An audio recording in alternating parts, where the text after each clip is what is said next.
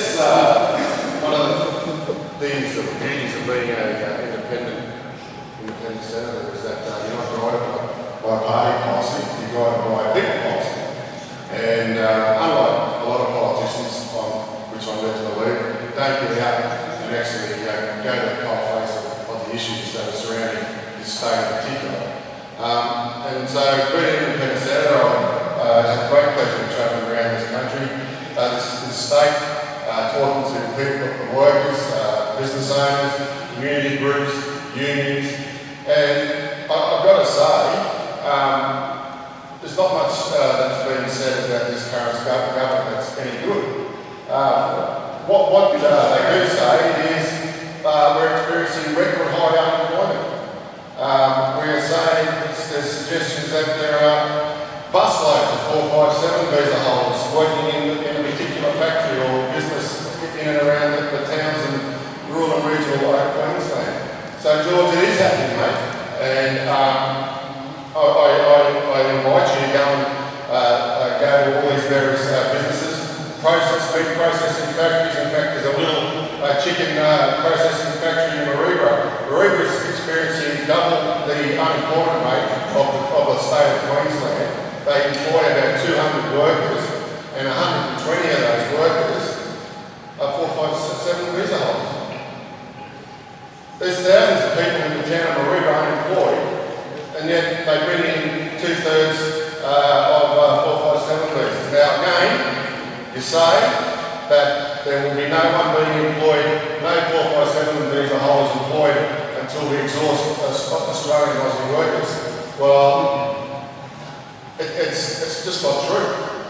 I'm seeing it all the time, and I hear it all the time, that they're bringing these busloads of 457 visa holders in because they're not allowed to complain. If they do, they get shipped and taken out. If they get injured, they don't get surgery, they get sent back, and they just bring another one to replace them.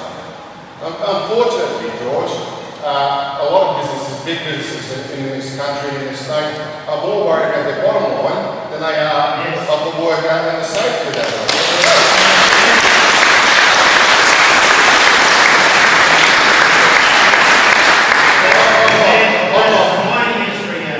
Exactly. Well, I'm not labelled liberal, but I'm just relaying to you what I get told day in, day out. When I have people, I was in Brisbane, I said people all the time in Canberra, and the same thing. It's the same. You may as well put a scratch record on the record card. It's high unemployment. We're being laid off. There's meat processing factories outside of towns who told me today that they're going to have to close because of the relaxed regulations around the live export industry. Now that's a whole other subject. But what I'm saying is,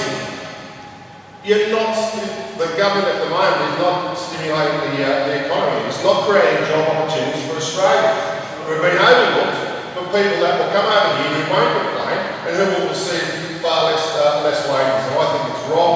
It's about time the government that was elected by the people of Australia think about those people and look after them rather than the big multinational companies who take all the profits they earn anyway, take them off overseas and we don't see any of them.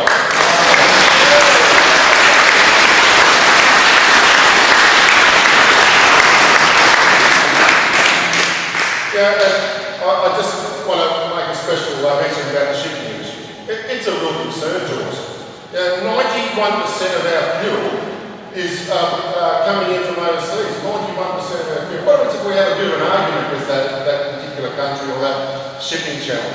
We've got 2 weeks stored fuel in this country. What happens if we all of a sudden have some conflict with the countries that are supplying us? We're gone. We won't be able to set a jet in the sky or sail a southern or anything because we won't have any fuel to do. We need to start thinking about Australians. For the life of me, I can't imagine why we're not thinking about our people.